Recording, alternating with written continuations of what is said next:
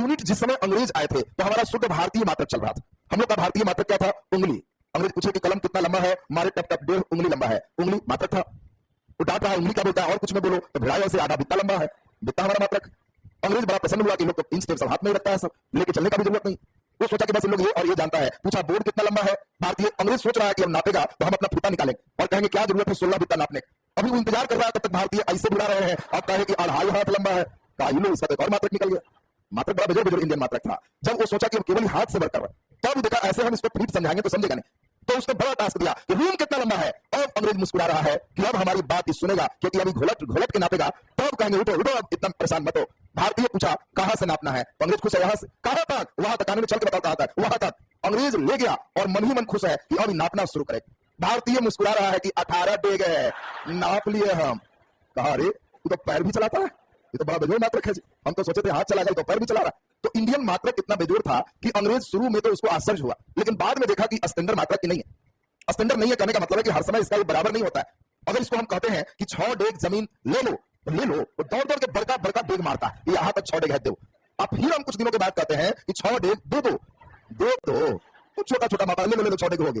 अरे भाई जब जितना 6 डेग में लिया उतना ही ना 6 डेग में देगा, तो ये बराबर तो है नहीं, ये तो अपनी मर्जी से चलाता है। तब ये सब मात्रक हम लोग इसमें हटाए। लंबाई के लिए एक खत्म हो गया, इस पर काम वर्क नहीं। वजन के लिए भी वैसे ही थे, वजन में भी उसी प्रकार के, कितना भारी हो तो 40 सेर। अंग्रेज बड़ा मुश्किल से इंडियन इंग्लिश हिंदी सीखा था, लॉइन मींस सेर।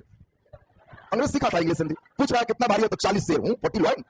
Where is lion? सेर कहां है? उधर से एक पत्थर लेके आ रहा है, यही सेर है, दिस इज लॉइन। न पूछ है, न दांत है, न कुछ है। अब किसी विद्वान के पास बैठ रहा है अंग्रेज और कह रहा है कि 40 लॉइन बोलता है और सिर में पत्थर दिखाता है। तब विद्वान भारतीय उसको डांट रहा है कि मूर्ख, जो लॉइन मींस सेर है वो तलबे से होता है, और जो तलने वाला सेर है वो दम से होता है, मेरा सब भी कई वैरायटी का होता है। अब ये लीजिए अंग्रेज तो इसमें भी परेशान है। अब बताओ एक वजन का भी हालत वही है। समय जब अंग्रेज कहा कि कितना देर लगेगा, उसमें टाइम, भारतीय कोई घड़ी नहीं पहनती। अब वो कह रहा है कि टाइम बताओ कितना देर लगेगा। भारतीय कहा कि यहां से वहां तक जाने में 1 पहाड़ लगेगा। पहाड़ टाइम है, तुम पहाड़ समझते हो? जाओ वह नहीं बोलना, पहाड़ समझते हो कि नहीं? हाँ या ना बोल? नहीं। अच्छा कभी पहाड़ में टाइम देखी है? नहीं देखी। अच्छा तुम बताओ ये क्या लिखा हुआ है? 2 पहाड़, इसी को 2 पहाड़ कहते हैं। 2 पहाड़ समझती है? अरे तो तुम भारतीय तो कैसे बोलते नहीं समझ रहे? सब समझता है, बैठ जाओ। भारतीय जो भी है हम लोग ट्रेडिशनल तो जानते ही है, उसी समय का घड़ी है 2 पहाड़ 3। अच्छा बताओ शाम कितना पहाड़ में होगा? 3 पहाड़ में। अरे 2 पहाड़ मैंने बीच में, तो 4 पहाड़ मैंने गया, नहीं समझा बाजी? अब कोई कहे कि यहां से पटना जाने में पैदल अगर 40 किलोमीटर कितना देर लगेगा, आदमी कहा 4 पहाड़ तो लग ही जाए। 4 पहाड़ का मतलब एकदम सुबह चलेगा तो शाम हो जाए। 2 पहाड़ का मतलब ठीक बीच की स्थिति है। अब घड़ी हम लोग इसी से देखते थे। गांव में अभी भी तुमको एकदम अनपढ़ महिला पुरुष मिल जाएंगे जो कभी भी रात में जगाओ तो घड़ी नहीं देखेंगे, आसमान देख के बता देंगे कि सुबह होने में कितना लेट है, सुबह हुआ है कि नहीं। तो ये सब स्पेशल आसमान की घड़ी चलती थी, और अंग्रेज को ये सब कितना भी कोशिश किया समझ में नहीं आया। और इसी कारण से पहला एक स्टैंडर्ड मात्रक हम लोगों के बीच अंग्रेजों ने लाया, जिसका नाम था एफपीएस मात्रक। इस मात्रक का नाम क्या है? एफपीएस। इस मात्रक को किसने लाया? जल्दी बताओ, इस मात्रक को किसने लाया? अंग्रेज ने लाया, इसीलिए इसको ब्रिटिश पद्धति के नाम से जानते हैं। आपसे कभी भी कहे कि एफपीएस मात्रक, तो आप कहोगे कि सर समझ गए कैसी पद्धति है? ब्रिटिश पद्धति। ये ब्रिटिश पद्धति है, अंग्रेजों ने इस पद्धति को लाया। इस पद्धति में होता क्या है? तो इस पद्धति में अगर हम कहें कि लंबाई है तो बोलो बित्ता से नापेंगे कि डेग से? तो अंग्रेज पहली बार कहा कि फुट से नापो, डेग बित्ता बंद कर दो। द्रव्यमान किससे नापेंगे? सेर से कि पसेरी से? किससे नापोगे? तो अंग्रेजों ने कहा कि द्रव्यमान पाउंड से नापो, और पाउंड किससे लिखते हैं? एलबी से। एलबी का मतलब पाउंड होता है। कई लड़के संकेताक्षर नहीं जानते, एलबी लिखते हैं तो सोचता पता नहीं क्या। LB means pound. पाउंड कभी प्रयोग किया वजन में? नहीं। केक खरीदते समय बोलते दुकान पे केक है, सब झूठ बोलता है खाली कि नहीं किए। केक खरीदते समय नहीं सुना कि कितना पाउंड केक है। तो जो ब्रिटिश फैशन का चीज आज भी चल रहा है, आज भी हम लोग कौन से करते हैं? जिम में जाओगे तो लिखा हुआ 40 पाउंड, लड़के उठा के इतना खुश है कि 40 किलो उठा ली, लेकिन बाद में पढ़ोगे कि 1 पाउंड माने आधा किलो से कम, 453 ग्राम। अगर 40 लिखा हुआ उठाया तो 20 किलो से कम है। 10 लिखा हुआ तो लोग उठाता है तो हम खुश है, 10 किलो तो ऐसे ही टांग दिए, अरे वो 5 किलो से कम है, वो पाउंड में लिखा हुआ है। और समय देखने के लिए पहली बार हुआ कि अब पहर देखना बंद करो, किससे देखो? सेकंड्स। अब सारे बच्चे बताओ, फुट पाउंड सेकंड। एपीएस का पूरा नाम फुट पाउंड सेकंड। लंबाई किससे? फुट से द्रव्यमान, पाउंड से समय, सेकंड से। अब इस समय हम लोग देखें इन 3 के अलावे भी कई रहे जो हम लोग धीरे धीरे आगे पढ़ेंगे। अब जब 1947 आ गया, भारत देश आजाद, आजादी के बाद अब फ्रांस भारत को उस्का रहा है कि आप सही मायने में आजाद तभी कहलाएंगे जब उसके द्वारा पढ़ाए गए सब चीज को हटा देंगे। सब चीज को हटा देंगे तब सही मायने में आजाद हो। और इसीलिए जो पद्धति लाया है एकदम हटा दीजिए, मेरा वाला अपनाइए, तब उसको लगेगा कि नहीं तो स्वतंत्र देश है, जो चाह रहा है जो कर रहा है। तो हम लोग भी एपीएस हटा के सीजीएस लाए। कौन लाया इसको? फ्रांस। इसीलिए इस पद्धति को क्या कहे? फ्रांसीसी पद्धति। और इस समय हम लोग फ्रांसीसी सिस्टम पढ़े। देखो जिस समय जो सिस्टम पढ़ेंगे बच्चों को सारे आंसर उसी सिस्टम में देना होता है। और इस समय जो बच्चे पढ़ रहे थे लंबाई सेंटीमीटर में, द्रव्यमान ग्राम में, और समय सेकंड। तुम आज भी देखना कई जगह परीक्षा होंगे, फॉर्म भरने होंगे, दरोगा का, बिहार पुलिस का, तो उसमें पूछेगा हाइट सेंटीमीटर में कितना। और लड़के कहेगा कि हम तो 5.5 फीट है, सेंटीमीटर क्या पूछ रहा? तो फीट का मतलब ब्रिटिश पद्धति है। तो जान के कह रहा अंग्रेज वाला नहीं, फ्रांसीसी वाला बोल। तो फीट में नहीं पूछ के तुमको सेंटीमीटर में पूछ दी। अब हम लोग जरा देखें इस पद्धति में कुछ बेसिक समस्याएं आई। ये बहुत छोटी इकाई थी। अब बच्चा कोई क्वेश्चन बना रहा है तो 4000 ग्राम लिखने में बड़ा भार लग, तब इसी को एक नया स्टैंडर्ड किया गया गियोर्गी के द्वारा, जिसको गियोर्गी या मैट्रिक पद्धति कहे, और इसका नाम क्या पड़ा, एमकेएस। और एमकेएस में हम लोगों ने क्या किया और स्टैंडर्ड कर दिया, लंबाई के लिए मीटर, द्रव्यमान के लिए किलोग्राम, समय के लिए सेकंड। यही हम लोग इंडिया में पढ़ रहे थे। उसी बीच अब एक बड़ी समस्याएं आने लगी। एक देश से दूसरे देश कई व्यक्ति आने जाने लगे। कुछ वैज्ञानिकों ने किताब लिखना प्रारंभ किया। अब इंग्लैंड के वैज्ञानिक अपना एपीएस में किताब लिखे, उनकी किताब यहाँ के बच्चे नहीं समझ पाए। आज भी बताओ, अगर इंग्लैंड के कोई व्यक्ति हिंदी जाने और सेव वाला से पूछे कि कैसे पाउंड सेव है, तो सेव वाला हंसेगा कि बीच में कुछ अंग्रेजी बोल दिया। सेव वाला पाउंड थोड़ी जानता है, वो किलो जानता है। अब बताओ यहाँ के बच्चे, अब बताओ गांव का कोई व्यक्ति शेर पसेरी मन इसमें किताब लिख दे, तो शहर का कोई लड़का समझ पाएगा? वही दिक्कत है, यहाँ का लिखा यहाँ नहीं चले, यहाँ का लिखा यहाँ नहीं चले, इसके वैज्ञानिक लिख देते यहाँ नहीं चले। तो अब पूरे 70 के दशक में एक मेन देश बना कौन, फ्रांस। वो कहा जितना खर्च होगा हम करेंगे, पूरे विश्व को बुलाएंगे और कहेंगे फिजिक्स की इस समस्या को सोल्व करें। क्या समस्या भाई? तो यूनिट आखिर क्या दें कि इंटरनेशनल लेवल पर कोई बच्चे कहीं पढ़ रहा है तो उसको एक समान मिले। कि जब तक नहीं होगा समस्याएं होगी, किताब नहीं चले। केमिस्ट्री में दिक्कत नहीं था, केमिस्ट्री में सोडियम का अगर फार्मूला एन है तो उनने कोई नहीं किया, सब एन। अब फिजिक्स में कोई कह रहा मीटर, तो कोई कह रहा सेंटीमीटर, कोई कह रहा फीट, कोई कह रहा बित्ता, कोई कुछ डिजाइन, चल ही नहीं रहा सब। और इसी कारण से इस पूरे बैठक को ऑर्गेनाइज किसने किया, फ्रांस। आपसे पूछा जाएगा कि अंतरराष्ट्रीय माप तौल का प्रधान केंद्र कहां है, फ्रांस में। आज भी कोई देश अगर स्वतंत्र हो रहा है और वो चाहता है कि हम दुनिया के साथ चलें, हमें भी एक मीटर चाहिए, और उसके लिए तब फ्रांस को चिट्ठी लिखे कि हम अब विश्व के साथ चलना चाहते हैं, अपने बच्चों को विश्व में जो पढ़ाई हो रही है वही पढ़ाना चाहते हैं, तो 1 किलो हमको एक नमूना भेज। तो वो नमूना फ्रांस देख, सब अपना अपना किलो बनाएगा तो मालूम चलेगा इंडिया के 1 किलो ब्रिटेन में आधा किलो के बराबर होता है, तो सब अलग अलग डिजाइन कर देगा। फिर बच्चे को तो कोई न्यूमेरिकल कोई क्वेश्चन सब अलग अलग हो जाए। पूरे वर्ल्ड को एक करने का प्रयास फ्रांस ने किया, और इसीलिए इंटरनेशनल लेवल पर वेट्स एंड मेजरमेंट का जो भी सिस्टम है वो कहां मिलता है, फ्रांस। विश्व के वैज्ञानिक को बुलाया गया और कहा गया कि ये बताइए लगभग 300 भौतिक राशि है, एक ऐसा मात्रक 300 का दे दीजिए कि सब बच्चा रट जाए, यही लगे यूज। कुछ वैज्ञानिक चिंता व्यक्त की कि 300 का मात्रक दीजिएगा तो बच्चा कितना याद करेगा, ये तो हमेशा भूलते रहे। तब वैज्ञानिक कुछ कहे कि ऐसा है, कुछ भौतिक राशि है जो फार्मूला नहीं लगता है, डायरेक्ट मापा जाता है। जैसे तुम कितना लंबा हो फार्मूला से बनेगा, दांत दिखा हुआ कितना है, उम्र बताओ कितना है, इसलिए हाइट बराबर इतना। बुखार, क्या डिग्री बुखार लगा, बोलो फार्मूला से चलेगा कि थर्मामीटर से? थर्मामीटर से सीधा सीधा कितना डिग्री तुमको बुखार है, डॉक्टर कहे कि हाँ जी खाओ ये, तो अभी चलिए आपका वजन 45 किलो, पहले तो जी 45 थे 2 किलो डाउन हो गया, 102 डिग्री बुखार लगा। बोलो ऐसा होगा क्या? नहीं हो। तो जो डायरेक्ट मापा गया उसको कहा गया ये फंडामेंटल क्वांटिटी है, मूलभूत राशि। और जो फार्मूला से चला उसको डायरेक्ट क्वांटिटी, व्युत्पन्न राशि कहा गया कि यह इससे डिराइव्ड होता है। जैसे ये रूम कितना एरिया में बना है, तुम्हारा जमीन कितना क्षेत्रफल में है, इसके लिए कोई बाजार में थर्मामीटर है कि जमीन में छोड़ दोगे तो लिखा है 1.5 कट्ठा में है ऐसा जी? नहीं, उसके लिए तुमको मापना पड़ेगा लंबाई चौड़ाई, फार्मूला, तब होगा। तो फार्मूला वाला इधर होगा। और यही सब लोग देखे कि कुल पूरे फिजिक्स में इस 300 में मूलभूत राशि की संख्या केवल 7 रही। यानी बच्चों को किया गया कि 7 रट जाओ, बाकी सब इस पर आधारित हो, और जो बच्चा 7 रट लेगा उसको इस पर सेट करना होगा। और हम लोग को तब इंपॉर्टेंट जितने मात्रक है वो सभी मात्रक यहाँ पे सीखना होगा। तो अब बताओ, इतनी दूर की कहानी तो एकदम क्लियर है ना सबका? एक टेबल में इतनी बात हम लोग फटाफट कर लेंगे। नीचे लिख दीजिए, ऐसे एक टेबल बना लेंगे, यहां पे कर लेंगे अन्य नाम, यहां पे आप कर लेंगे लंबाई के लिए मात्रक, द्रव्यमान का मात्रक, समय का मात्रक।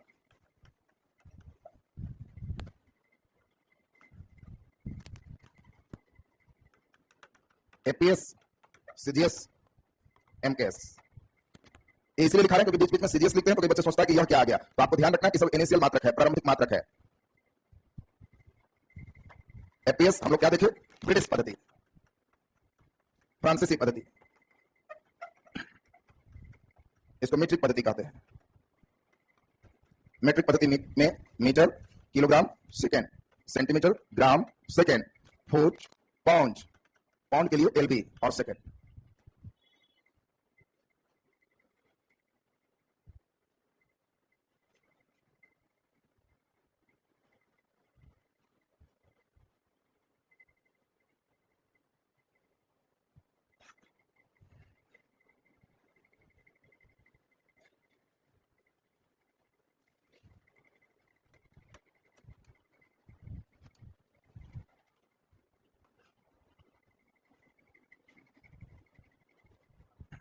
जल्दी बोल दो, 1 पाउंड बराबर, वेरी गुड, 453 ग्राम। 1 पाउंड बराबर 453 ग्राम, 453 ग्राम।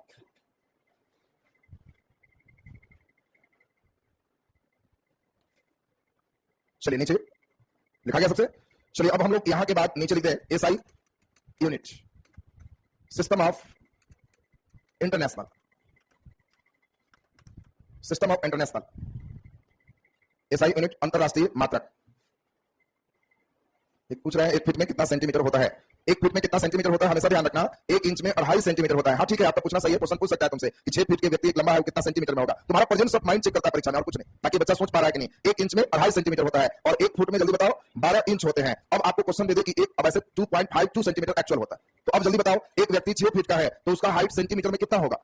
तो आप सभी बच्चे ये बताओ, 1 फीट में 12 इंच तो 6 फीट में 6 गुने 12 इंच, 1 इंच में 2.5 सेंटीमीटर तो 6 गुने 12 गुने 2.5 सेंटीमीटर। दशमलव हटाओगे तो 10, 5 से 5 बार में, 5 से 2 बार में, 2 से 6 बार में, 6 गुना 6 36 गुने 5 180। मतलब अगर कहीं तुम दरोगा की बहाली हो रही है और वह लिखता है कि 155 सेंटीमीटर हाइट चाहिए, तो समझ लोगे कि वो क्या हाइट है, 180 माने 6 फीट का आदमी।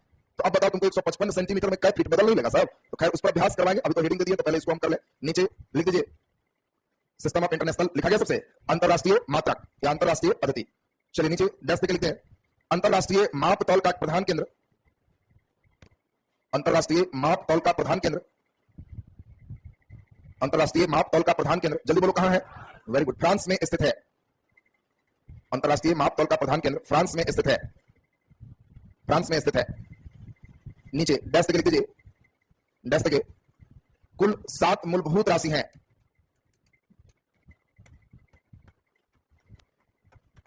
कुल 7 मूलभूत राशि हैं। मूलभूत राशि को हम लोग क्या कहते हैं, फंडामेंटल क्वांटिटी।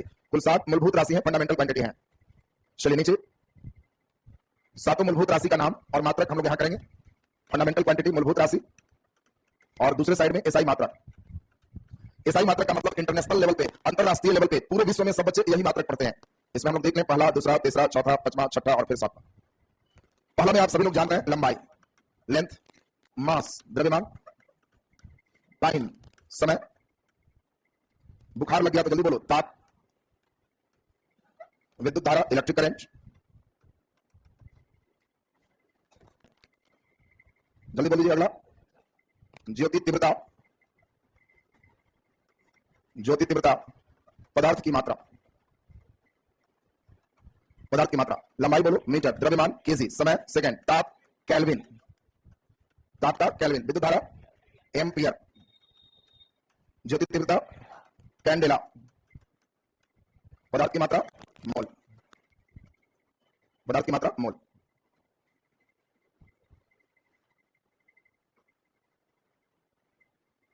हम लोग सभी देखेंगे ज्योति तीव्रता क्या है, हम लोग विद्युत धारा क्या है, पदार्थ की मात्रा क्या है, सब चीज सीखेंगे। लुमिनस इंटेंसिटी ज्योति तीव्रता को इंग्लिश में कहते हैं। लिखा गया सबसे। चलिए नीचे 2 हम लोग को देखना है, सप्लीमेंट्री क्वांटिटी है पूरक राशि। सप्लीमेंट्री क्वांटिटी, एक का नाम है समतल कोण प्लेन एंगल और दूसरा का नाम है सॉलिड एंगल ठोस कोण, ठोस कोण। बोलो समतल कोण का मात्रक क्या होगा, रेडियन, एंड सॉलिड एंगल का अस्टेरेडियन, सॉलिड एंगल अस्टेरेडियन।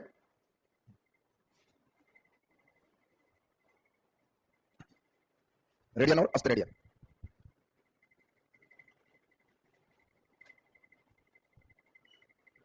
लिखा गया सबसे। अब जल्दी बताओ 7 मूलभूत राशि, दिमाग में बैठाओ, 3 तो ऐसा ही है, लंबाई द्रव्यमान समय, ये तो 3 ऐसे ही क्लियर है। 2 ध्यान रखो, ताप और विद्युत धारा, ताप और विद्युत धारा, तो 3 तो कितना हो गया 5। 2 ज्योति तीव्रता और पदार्थ की मात्रा, ज्योति तीव्रता और पदार्थ की मात्रा। बोलो लंबाई का मीटर, द्रव्यमान किलोग्राम, समय सेकंड, ताप केल्विन, विद्युत धारा एम्पियर, ज्योति तीव्रता कैंडेला, पदार्थ की मात्रा मोल। 2 सप्लीमेंट्री क्वांटिटी है, पूरक राशि है, समतल कोण रेडियन और ठोस कोण अस्टेरेडियन, समतल कोण रेडियन और ठोस कोण अस्टेरेडियन। सुनिए ठीक से, इसमें जिन चीजों को आगे नहीं पढ़ना है उन चीजों को अभी तुरंत यहां लास्ट करेंगे, फिर उसके बारे में वहां आगे फिर हम लोग को पढ़ने की आवश्यकता नहीं है। पहली बात, आपको यहां पे एक शब्द मिल रहा है, नाम है रेडियन। What is radian? देखो रेडियन से कुछ क्वेश्चन होते हैं, एक कंसेप्ट भी आपके अंदर होना जरूरी है, सुनोगे एकदम ध्यान से तो क्लियर हो जाएगा। आप कभी कभी बैठ के बचपन में खेल किया करते थे, जब कंपास हाथ में रहते थे तब, छोटा वृत्त बड़ा वृत्त, बैठ के उसके अंदर फूल सब डिजाइन बनाया है। अब अगर कभी मिले कंपास तो एक छोटा वृत्त बनाओ, एक बड़ा वृत्त बनाओ, बोलो दोनों की त्रिज्या मापोगे तो छोटा वाला का ज्यादा होगा कि बड़ा वाला का?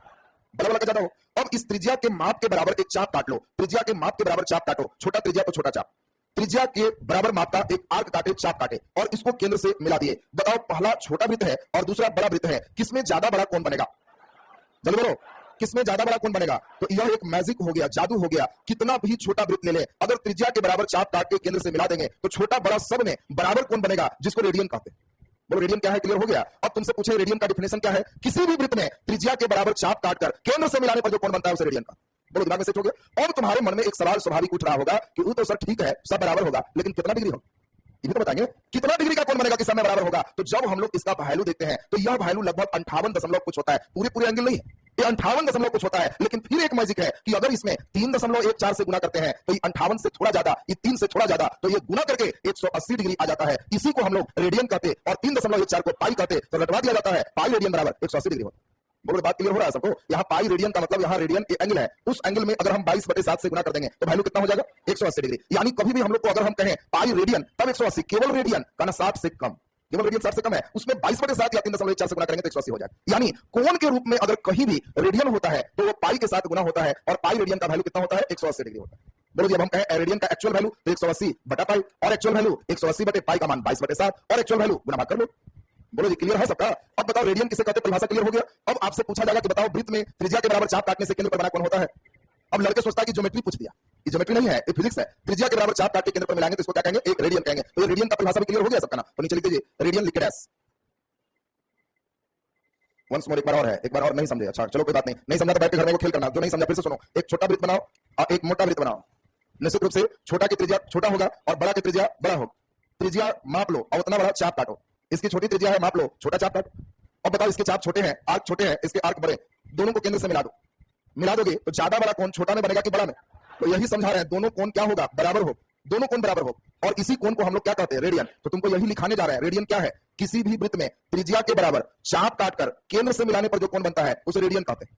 बोलिए क्लियर है सबका? अगर एक गोल नहीं रहते, कुछ खास एरिया रहे, जैसे छत कितना का कोण बनाएगा, अब ऐसे है एक एरिया कितना का कोण बनाएगा, ये सॉलिड एंगल भागता है, और सॉलिड एंगल का आपको काम नहीं पड़ेगा, तो उसको हम लोग रेडियन नहीं बोलते, अस्तर रेडियन में बोलेंगे। कब? जब खास एरिया रहेगा तब। हम लोग चल रहे खास त्रिज्या काटे हैं तब हम लोग आर्क पे चल रहे हैं, और आर्क नहीं रहते, अगर एरिया होगा तो सॉलिड एंगल होगा, और सिर्फ आर्क रहेगा, चाप रहेगा तो समतल कोण होगा। बोलो दोनों में अंतर क्लियर है ना सबका? तो हम लोग अस्तर रेडियन का काम नहीं पड़ेगा, रेडियन का काम पड़ते रहेगा। अब इसी में आपको समझाए कि रेडियन का मान कितना होता है, तो अभी यही आपको समझाए कि चांद से इसको मापो, तो चांद से इसको नाप दोगे तो ये कितना होगा? 630/11 डिग्री। चांद से नापोगे तो यही आएगा, तो नापने का चीज। और इसी में पाई को गुना कर दो, तो 630/11 में 22/7 से गुना कर दो। 11 दूना 22 और 9 सते 63, 9 दूनी 18, तो इसी को कहते हैं पाई रेडियन बराबर 180 डिग्री। बोलो जी, बात क्लियर हो गया सबका? तो लिख दीजिए जल्दी से, रेडियन डैश तक लिखें। आर्क का मतलब हो गया माप के जो काटो, चाप हिंदी में कहते। लिखिए डैश तक रेडियन में किसी वृत्त में त्रिज्या के बराबर, किसी वृत्त में त्रिज्या के बराबर चाप काटकर, त्रिज्या के बराबर चाप काटकर केंद्र से मिलाने पर जो कोण बनता है, केंद्र से मिलाने पर जो कोण बनता है उसे रेडियन कहते हैं। जो कोण बनता है उसे रेडियन कहते हैं। नीचे स्टार लगा के डैश लिख दो, पाई रेडियन बराबर 180 डिग्री। पाई रेडियन बराबर 180 डिग्री। तो लाइन क्लियर हो जाएगा सबसे। दूसरा, उसी प्रकार का हम लोग के मोल का काम पड़ेगा, आगे काम नहीं पड़ेगा, केमिस्ट्री में टीचर यूज करेंगे। मोल भी एक संख्या है जो पदार्थ के मात्रा को बताता है। कितनी संख्या? 6.022 गुणे 10 के पावर, जल्दी बोलो, जल्दी बोलिए, ये भी नहीं पढ़ा जी, कितना?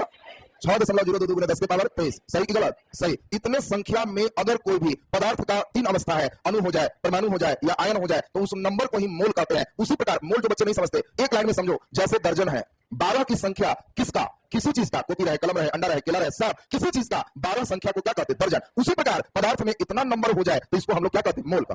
बोलो क्लियर है सबका? तो मोल पदार्थ की एक मात्रा है जो संख्या के रूप में इतने नंबर को दर्शाता है। तो चलिए खैर, अब हम लोग को यहां से जो सबसे इंपॉर्टेंट वर्क करना है वह है, जितना इंटरनेशनल लेवल पर इंपॉर्टेंट मात्रक है वो आपका पचना चाहिए। अभी 4-5 हम चेक कर लेते हैं, हल्का लेवल चेक करके लेवल बढ़ा के पढ़ोगे होगा तो थोड़ा बढ़ा के चलेगा, नहीं पढ़ा तो नीचे से चले, जल्दी बढ़ा के खाली जस्ट टेस्टिंग देख लेते हैं कि कितना हमको कहां से चलना है। आपको जल्दी बताना है कि यह मात्रक किस राशि का है। एकदम आसान क्वेश्चन दे, गॉस।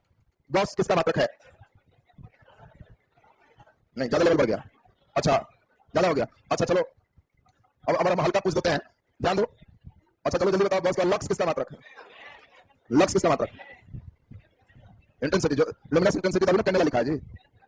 अच्छा इधर देख लें, अच्छा वेरी गुड, बहुत बढ़िया। ज्योति फ्लक्स का मात्रक। चलो ये तो कुछ ठीक ठाक चल रहा है। चलो अगला 2 और चेक कर लेते हैं, उससे हमको मालूम चल जाएगा कि आपका लक्षण कहां है। अब तब अगला दिन एक साथ बांधेंगे। हमारा ड्यूटी यही है, सब लकड़ी चुन देंगे, गट्टर में बांध देंगे, सिर पर रख देंगे, मतलब कॉपी में रख देंगे। अब तुम्हारी ड्यूटी है, ले जाते हो कैसे सलाह देते दुकान जी। और हम लोग की तो ड्यूटी है चारों तरफ से जो इंपॉर्टेंट चीजें, कैसे बच्चे को स्कूल भेजते समय उसकी मां सब बस्ता सरिया दिए, टिफिन सरिया दिए, लंच सरिया दिए और लटका भी दी। अब बच्चा की ड्यूटी है सब फेंक दो या खा के आओ, चाहे जो करके आओ। तो हम लोग की तो ड्यूटी वैसे ही लंच जैसा सब दे देंगे कि लो इतना का काम आए। अब जो बच्चा उसको एकदम समेट लिया, सही है, छोड़ दिया तो गड़बड़ हो गया। चलो जल्दी से 1-2 और देख लेते हैं, जल्दी बताओ तो हमें जरा, इसमें मैक्सवेल किसका मात्रक है? मैक्सवेल के साथ थोड़ा लेवल टाइट ही कर रहा है ताकि देखें बद्दू। मैक्सवेल, अच्छा चलो कोई बात नहीं, चलो ये हम जस्ट चेक कर लिए, चलो छोड़ो इस देख लिए, तुम लोग अभी बेकार झूठ झूठ में सुल्तान दे रहा है, अभी तुम लोग का जीरो से ही चलना होगा। अच्छा पहले अभी जितना पढ़ा है उससे एक ऑब्जेक्टिव दे दे, सही करेगा ना सर? लिख लो अब आज वाला का पिलर डोर लेवल ढाल दे, सही हो जाएगा। लिखो जल्दी से क्वेश्चन, क्वेश्चन लिख दीजिए।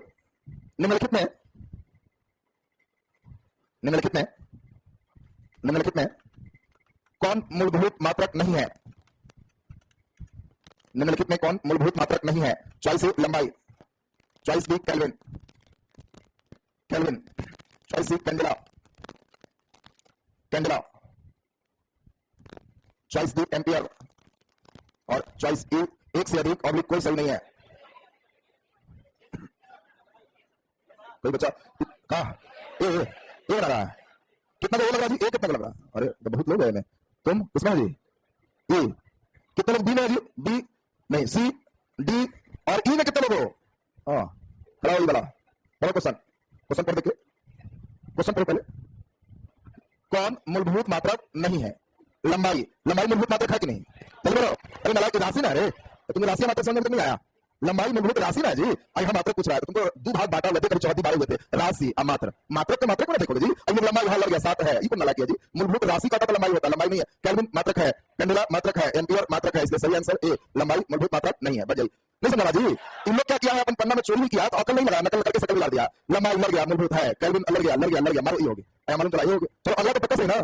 फिर देना सुन लो, जो भारी क्वेश्चन तुमसे नहीं पूछता है, और सोचो ना कि क्वेश्चन जो लड़का गलत करेगा वो कभी सपनों में नहीं सोचा होगा कि 7 मूलभूत राशि हमारे से जन्म में गलती हो, और इस 7 मूलभूत राशि में डूब गया, कारण फास्ट के कारण एकदम स्थिर से पड़ेगा तो सही होगा। अच्छा अगला पक्का सही कर देगा, नहीं तो मतलब सावधान भी हो गया, अगले दिन देना ज्यादा फायदेमंद होगा। ये कम जिस समय तुम्हारा बुद्धि एकदम चालित हो जाता है तो उस समय तो सही करने लगते हो, चाहे रिलैक्स में हो। पैकेट मारी कब होता है?